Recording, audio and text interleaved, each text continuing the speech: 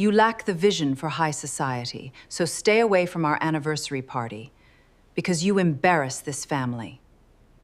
The headlines are all about you. Everyone is asking questions. Come immediately before Father suffers a complete nervous breakdown. Vision is the difference between owning the room and realizing the entire room has just been seized by me. Do not show up to my life anymore, because I only make time for people who possess high integrity. My phone screen lit up, illuminating the darkened room of my modest apartment. The notification banner read, "Don't show up. Our anniversary is for high society." I didn't reply. I didn't cry. I simply set the phone down, took a quiet sip of tea, and stayed put. Exactly 2 hours later, the same phone began to violently vibrate across the glass table. It was my sister. When I answered, her voice was choked with hyperventilation, stripped of every ounce of the smug superiority she usually carried. "The headlines are about you.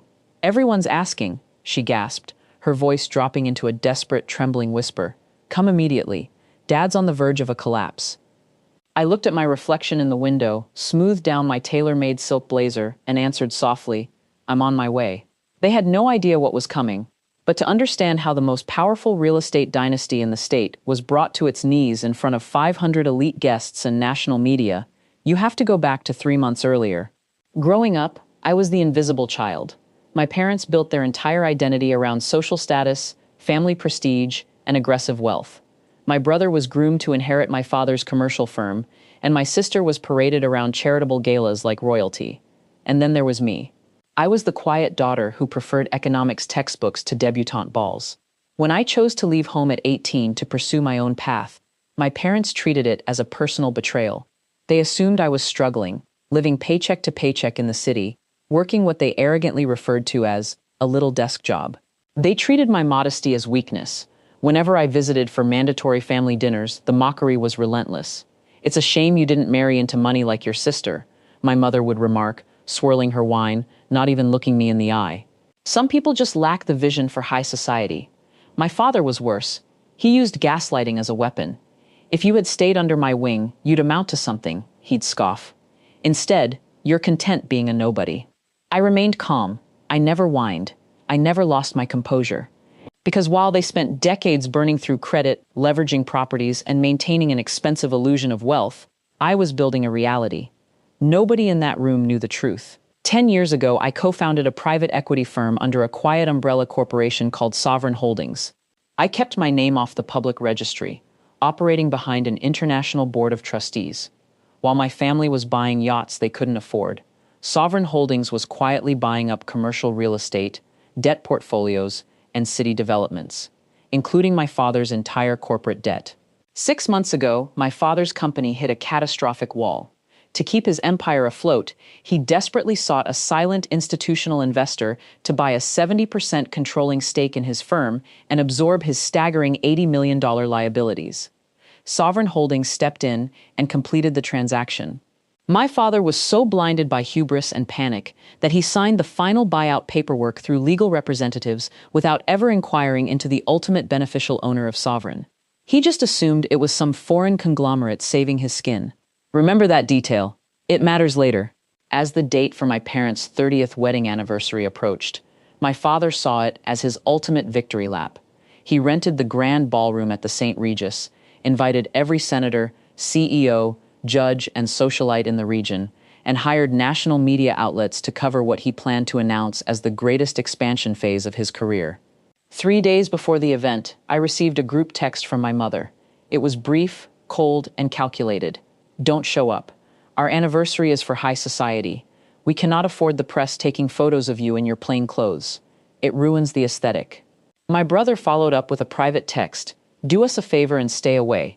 Dad needs real power players in that room, not family dead weight." That was their first mistake. I didn't argue. I replied with a single word: understood. The night of the gala arrived.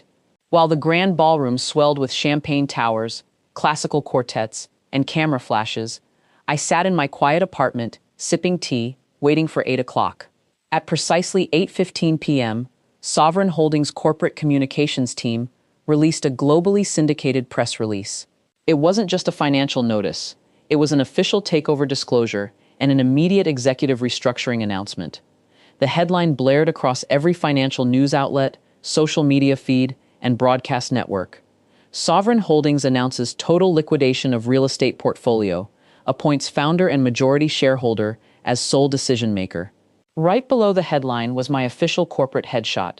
The press release explicitly highlighted gross financial mismanagement within the acquired firm, initiated an immediate audit into my father's personal use of corporate funds, and revoked his executive powers effective instantly.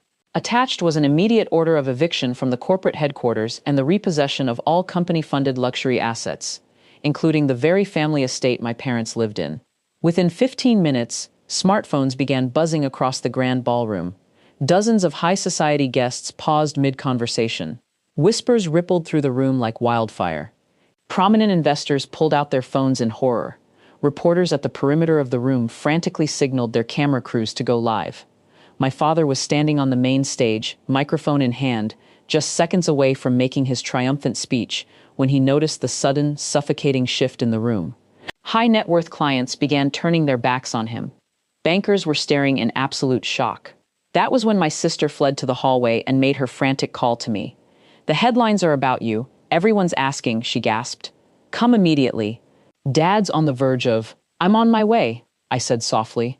10 minutes later, the double doors of the grand ballroom swung open. I didn't show up in plain clothes. I wore a tailored, floor-length midnight blue velvet gown, complemented by a simple, elegant diamond pendant. Escorting me were 4 senior corporate attorneys and 2 private security officers. The room fell dead silent. You could hear a pin drop on the marble floor. Eyes widened. Pens dropped. Pale, bewildered faces turned in unison as I walked down the center aisle toward the stage. My father stood paralyzed, the microphone trembling in his hand. His face was entirely drained of color, his chest heaving as he stared at the daughter he had spent a lifetime degrading. My mother dropped her glass of crystal champagne. It shattered violently against the polished floor, but nobody even looked down. I stepped up onto the stage, took the microphone gently from my father's trembling fingers, and looked out at the sea of city elites. "Good evening, everyone," I said, my voice calm, steady, and echoing with absolute authority through the high-end speakers. "Welcome to an unforgettable evening." I turned slowly to face my father and mother. "My parents always reminded me that high society requires vision," I said cleanly into the mic. They were right. Vision is the difference between owning the room and realizing the room has just been seized by the person you locked outside. My chief legal advisor stepped forward and handed my father a formal binder containing the immediate cease and desist documents, the notice of board removal, and the federal freeze on all leveraged family accounts.